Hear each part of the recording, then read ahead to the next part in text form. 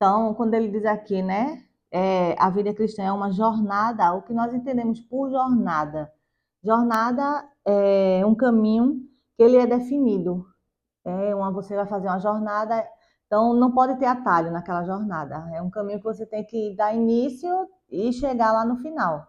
E aí não importa o que é que vai aparecer nesse caminho, né? Os obstáculos, se vai aparecer pedra, se vai aparecer espinhos, o que aparecer você tem que ultrapassar, né? Tem que passar por isso, tem que enfrentar. Olá, no vídeo de hoje estamos com a lição de número 12. Estamos chegando aqui na reta final desse primeiro trimestre e o título dessa lição é Vivendo no Espírito. É um tema bem relevante para os nossos dias. Meu nome é Clésia Vilarim, seja muito bem-vindo de volta aqui no nosso canal para mais um vídeo dessa semana, né, com esta lição. Fica aqui comigo até o final, espero que eu possa te ajudar nessa aula, né? Você que não consegue estar na escola bíblica presencial e tem a opção, né, da internet para estar assistindo as aulas em casa. Então, seja muito bem-vindo. E se você é novo por aqui, se caiu agora aqui de paraquedas, já se inscreve aqui no nosso canal, deixa teu like, aciona o sininho para você receber as notificações dos próximos vídeos. E toda semana nós estamos postando vídeo aqui com relação a esse tema, né, das aulas da escola bíblica. Bem, começando aqui, o textuário da lição, ele encontra-se em Gálatas, capítulo 5, versículo 22, e diz assim: Mas o fruto do Espírito é amor, gozo, paz, longanimidade, benignidade, bondade, fé, mansidão, temperança. Então, isso aí, no caso, vamos dizer assim, é um combo, né? De 9 virtudes que está resumida no fruto do Espírito. Algumas dessas virtudes, elas são mais fortes, né, em nós, são mais aparentes do que outras, mas quem tem o fruto do Espírito precisa ter todas elas. A verdade prática diz: o avivamento espiritual traz uma realidade de vida no Espírito. Nós não podemos estar, nós precisamos ser avivados, né? Porque o estar é uma condição circunstancial e o ser é a nossa essência, né? Por quê? Porque nós, seres humanos, somos seres transitórios, né? O homem, ele não é. O homem, ele foi, ele é e ele será. É um ser transitório.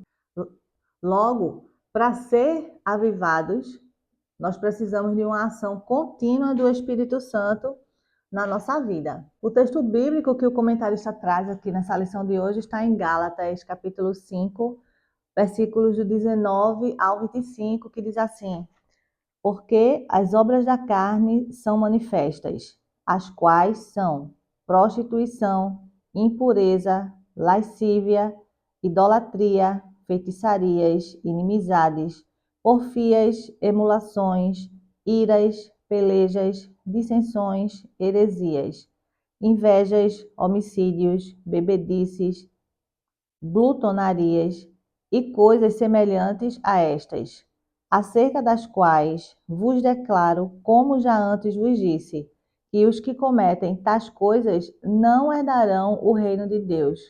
Mas o fruto do Espírito é amor, gozo, paz, longanimidade, benignidade, bondade, fé, mansidão, temperança.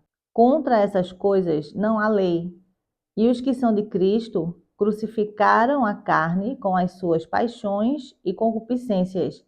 Se vivemos no Espírito, andemos também no Espírito. Então, aqui na introdução, a gente já vê o comentarista iniciando dizendo assim: a vida cristã é uma jornada espiritual que começa no dia da conversão e prossegue até a morte, se a pessoa perseverar até o fim. Então, quando ele diz aqui, né, a vida cristã é uma jornada, o que nós entendemos por jornada? Jornada é um caminho que ele é definido. Você vai fazer uma jornada, então não pode ter atalho naquela jornada. É um caminho que você tem que dar início e chegar lá no final.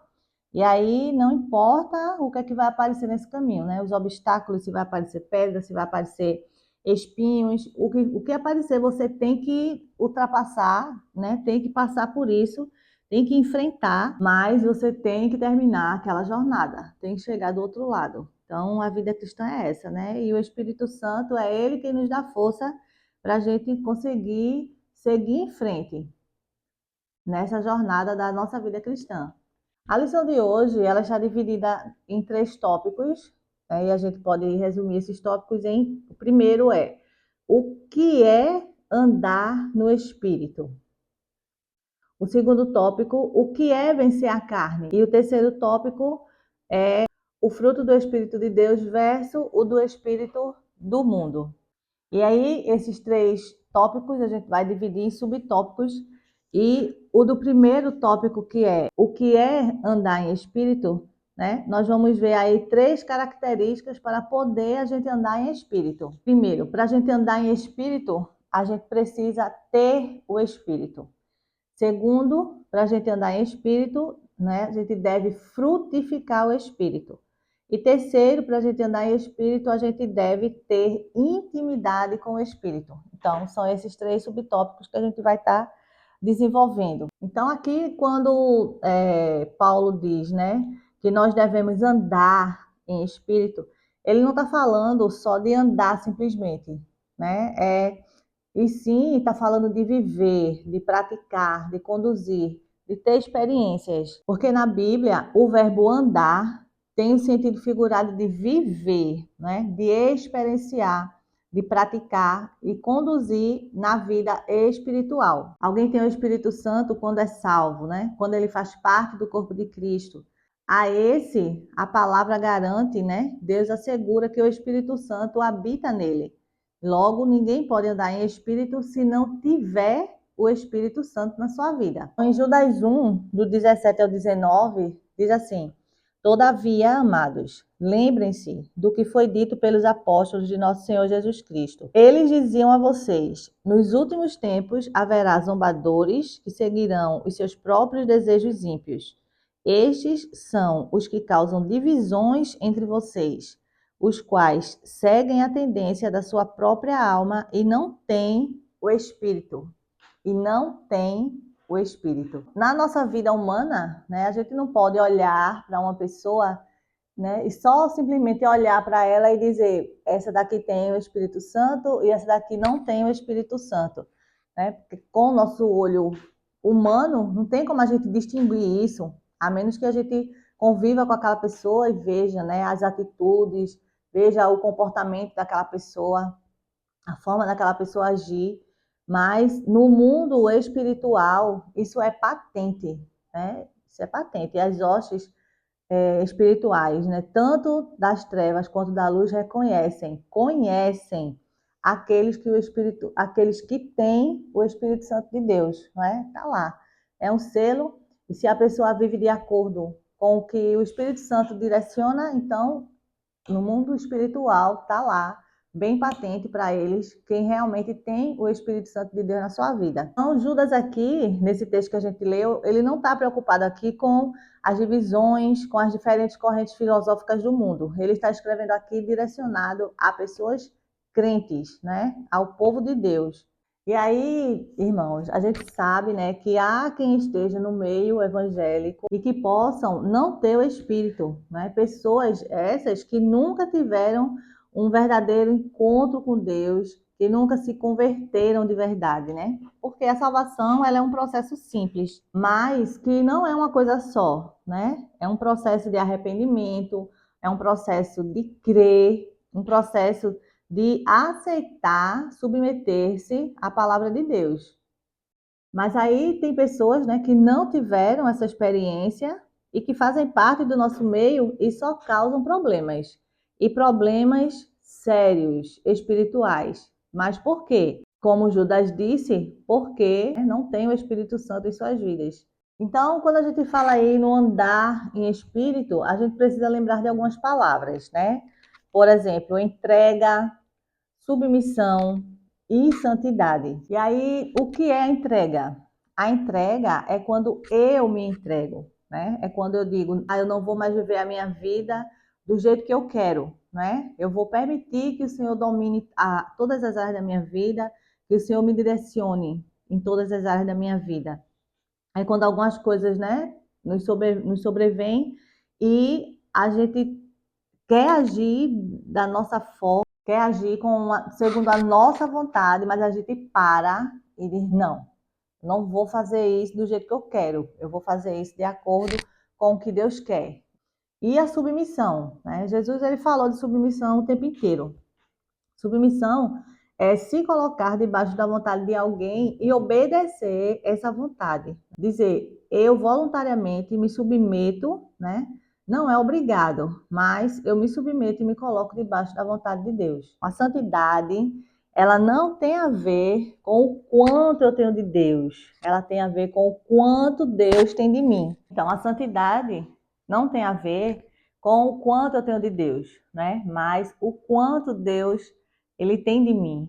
Tem gente que acha que ser santo é só buscar muito a Deus, eu quero Deus, né? E fica naquilo. Não.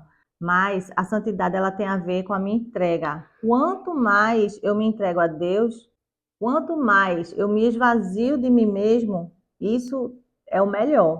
Porque quanto menos eu tiver de mim, mais o Senhor ele vai ter, mais o Senhor domina a minha vida. Então, quando é que eu ando no Espírito? Quando eu me esforço nesse processo de entrega, quando eu me esforço para me submeter à vontade de Deus. E isso não é fácil, porque a vontade de Deus geralmente confronta a nossa vontade, né? E isso é difícil, isso é horrível, né? Isso é péssimo.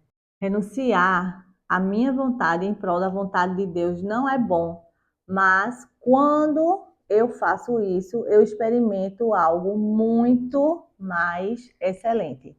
E vamos agora aqui para a segunda característica para andar no Espírito, que é que tu deve frutificar o Espírito. E aí a gente deve entender que a frutificação do Espírito, ela se dá de forma natural em nós. Ou seja, quando nós aceitamos Jesus, o Espírito Santo, ele vem habitar em nós, né? Ele vem trazer a vida espiritual para o nosso espírito que estava morto, né? No sentido de estar separado de Deus, de estar longe de Deus. Então agora esse espírito do homem, ele é religado a Deus.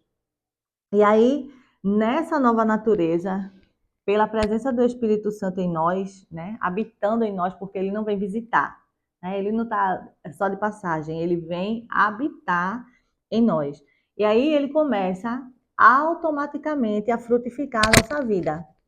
Mas nós temos o poder de escolha, né? Dado pelo próprio Deus. E aí nós somos livres para seguir obedecendo, para seguir dando ouvido ao Espírito Santo e a sua palavra, ou para deixarmos de fazer isso. É nossa escolha. Nós temos a capacidade de impedir, de parar ou diminuir a atuação natural do Espírito Santo em nós. Lá em 1 Tessalonicenses 5,19 diz que não apaguem o Espírito, né? Não extingam o Espírito, né? Como se estivesse tendo um incêndio, fogo, a pessoa pega um extintor e vai lá, aplica, né, aquele pó, aquela água e apaga aquele fogo. Então, está em nós o poder de extinguir o Espírito, de apagar o Espírito em nossa vida, né? Quando nós não obedecemos, quando nós não nos submetemos, quando nós não nos entregamos de verdade e não estamos sensíveis, né, à voz do Espírito Santo, então a gente tem esse poder de apagar ele na nossa vida. A terceira característica para andar no Espírito devemos ter intimidade com o Espírito Santo. Enquanto que a frutificação, como a gente viu, né, para o crente é algo natural, né, a intimidade ela é desejo de Deus, mas ela é em sua totalidade esforço nosso, né, que desejamos também intimidade com o Espírito Santo.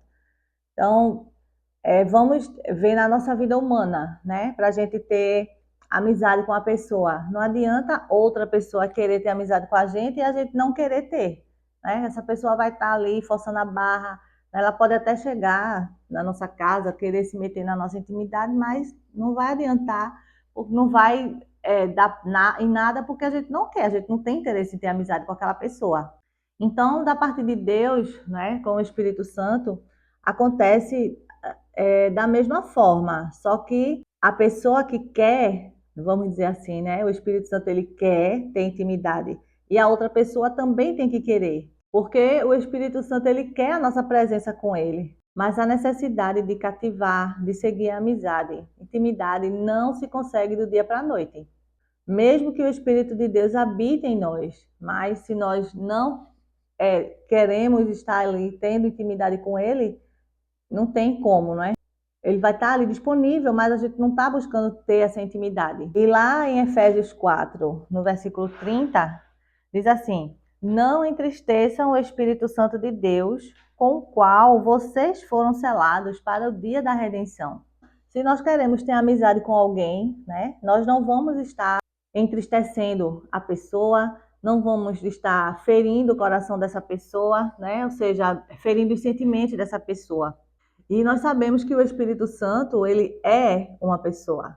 Ele é a terceira pessoa da Trindade. E ele também se entristece, né? Com a nossa forma de agir, com as nossas atitudes. Se entristece com o fato da gente não buscar realmente essa intimidade com ele para estar sensível, né? A sua voz no direcionamento para a nossa vida. E aí, muitas vezes, nós nos preocupamos em não estar entristecendo as pessoas, né, que estão ao nosso redor, nossos familiares, nossos amigos, mas quando se trata ao Espírito Santo de Deus, né, como é que a gente age, né, com esse Deus que, como Trindade, ele nos salvou, transformou a nossa vida, né, e vai nos conduzir ao céu. Então, nós deveríamos obedecê-lo, né? Em Atos 20, 23, diz assim: só sei que em todas as cidades o Espírito Santo me avisa que prisões e sofrimentos me esperam.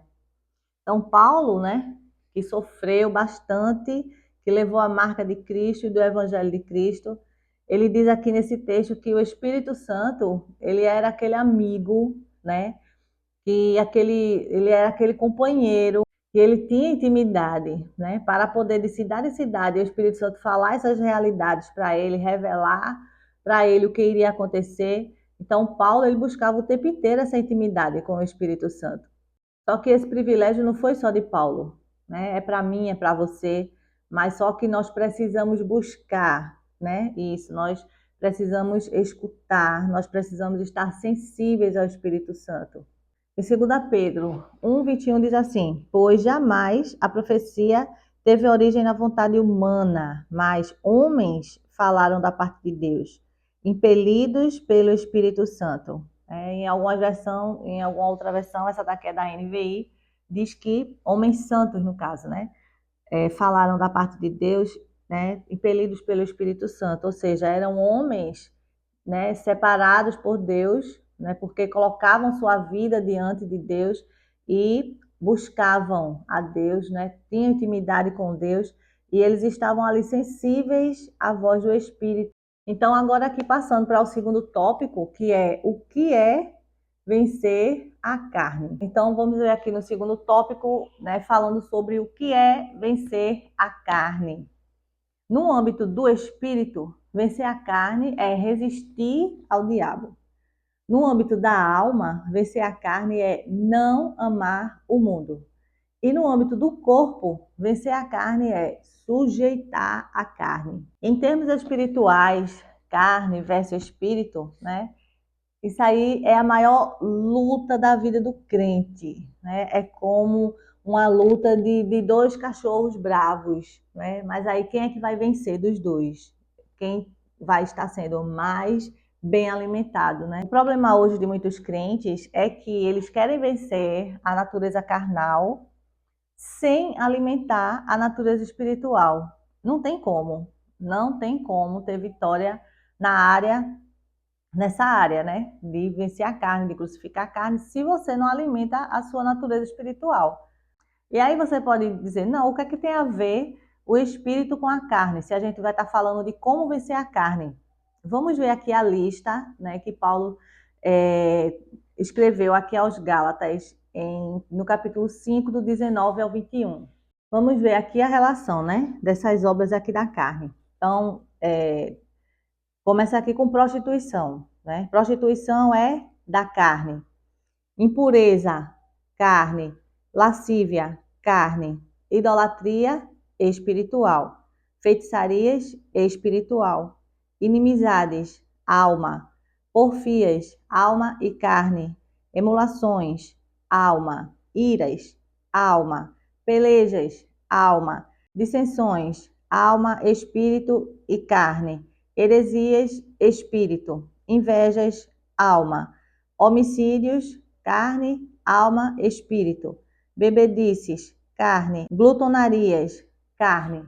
Já já a gente vai comentar aí sobre isso, mas em Filipenses 4:8, Paulo fazendo ali exortações, né, aos filipenses, ele diz assim: finalmente, irmãos, tudo o que for verdadeiro, tudo o que for nobre, tudo o que for correto, tudo o que for puro, tudo o que for amável, tudo o que for de boa fama, se houver algo de excelente ou digno de louvor, pensem nessas coisas.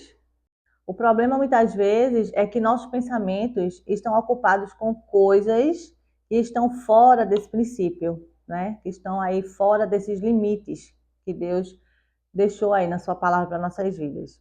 E aí, voltando lá, né, para aquela relação que a gente leu, quando as escrituras falam sobre as obras da carne, a prática do ser humano, que é, no caso, a prática do ser humano natural, né, carnal.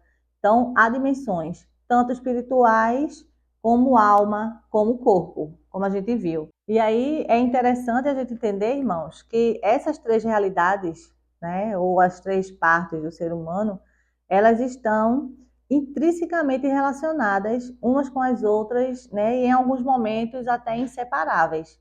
Quando se pertence ao reino das trevas, se tem uma realidade espiritual. A alma, ela vive a consequência da posição espiritual, né? Seja ela trevas ou luz. O corpo vai ser servo do espírito que se obedece. Então, se queremos vencer a carne, temos que vencer no âmbito do espírito. Em Tiago 4, versículo 7, diz assim: portanto, submetam-se a Deus, resistam ao diabo, e ele fugirá de vocês. Que agora vencer a carne no âmbito da alma. Em 1 de João, capítulo 2, versículos 15 e 16, diz assim: não amem o mundo, nem o que nele há. Se alguém ama o mundo, o amor do Pai não está nele. Pois tudo o que há no mundo, a cobiça da carne, a cobiça dos olhos e a ostentação dos bens, não provém do Pai, mas do mundo. A alma, ela trata-se o quê? Do intelecto e das emoções. E nós somos bombardeados o tempo inteiro, não é, pelo mundo que está ao nosso redor. Somos bombardeados no nosso intelecto, somos bombardeados nas nossas emoções. Para quê? Para que nós escolhemos o mundo, para que a gente, né, para que a gente ame o mundo, para que a gente dê preferência ao mundo, né, dê lugar ao mundo em nossas vidas. Então, nós somos bombardeados o tempo inteiro.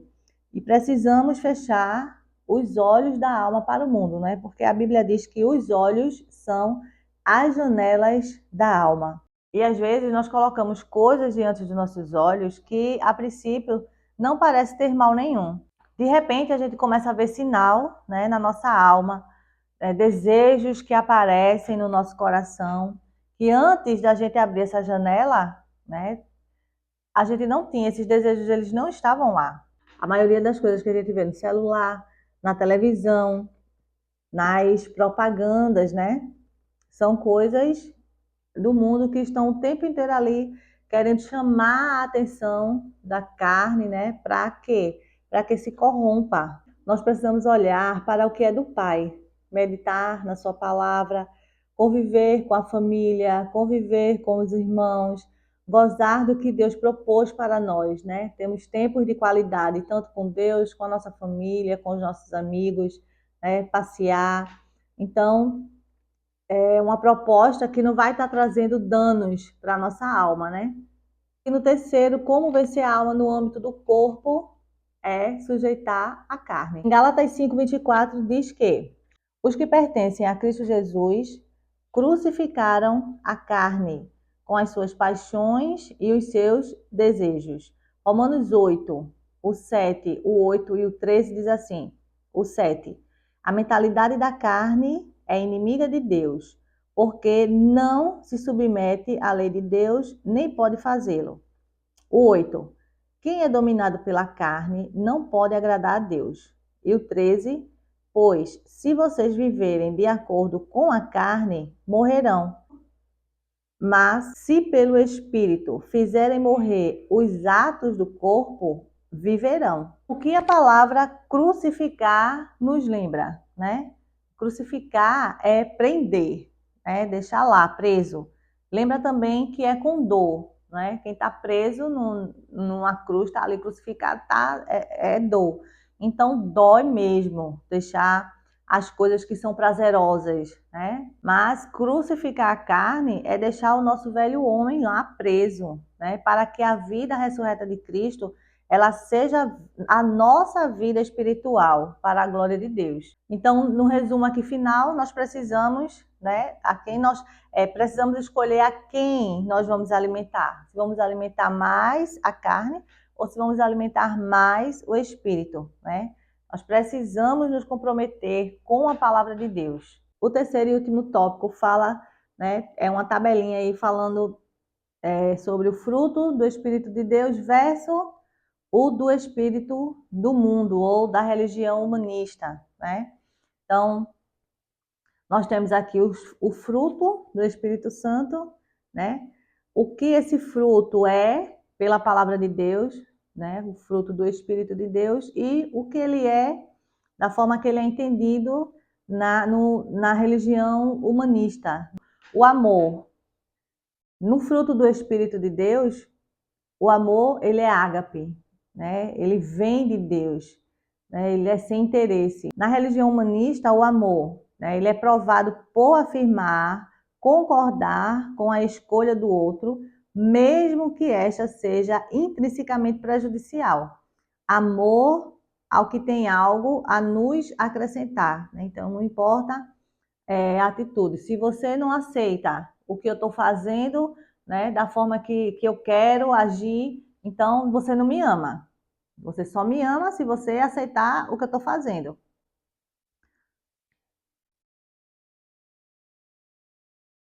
O gozo, né? O fruto do Espírito de Deus. O gozo, ele é a alegria do Senhor em nós. Na religião humanista, né? O gozo é a satisfação da alma na carne, né? A satisfação no homem natural. Então, você consegue algo ali, né? Compra um bem, compra, sei lá, um carro, um apartamento, alguma coisa que você quer muito, então você tem aquele gozo, né? Tem aquela alegria porque você adquiriu aquela coisa ali, né? É uma coisa natural do homem, não é uma alegria interna, né? Que vem de Deus para a sua vida. A paz, né, o fruto do Espírito de Deus, ela é a segurança em Deus para a vida e para a eternidade. Sabemos, né, pela palavra que Jesus ele nos garante a vida eterna. Então, quando nós partirmos dessa vida, nós teremos a vida eterna com Cristo. Na humanista, né, diz que paz, né, a paz é uma busca constante, pois milita por uma liberdade financeira, né, por uma saúde perfeita e por uma fé na aniquilação ou elevação do seu ser espiritual. Então, né, se você tem dinheiro, se você tem condições, você tem uma determinada paz, né? Porque o que você precisa, você pode resolver. Né? Você tem dinheiro para ter um bom plano de saúde, para cuidar, né, da sua saúde. E a fé na aniquilação, tipo, depois que morrer, acabou. Não tem mais nada, não existe nada, evapora-se tudo, né? O corpo morreu, acabou tudo. A longanimidade, né?